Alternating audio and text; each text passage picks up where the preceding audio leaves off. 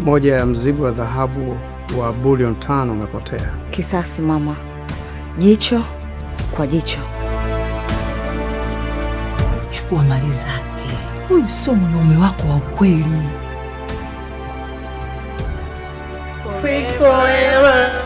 Unajitahidi lakini bado. Unapaswa kujitambua we mtoto.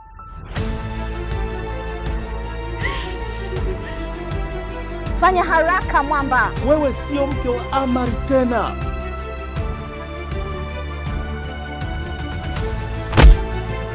Unataka heshima kwa mtu ambaye umemtupa mama yake kama taka? Hivi ni lini utaanza kumjali Malik? Lazima ushirikiane na mimi kwenye kampeni. Nitakupata tena.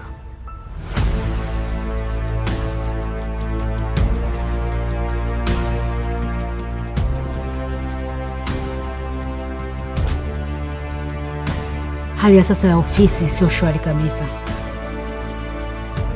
Kuanzia sasa, mimi ndo nitakuwa CEO wa kampuni hii.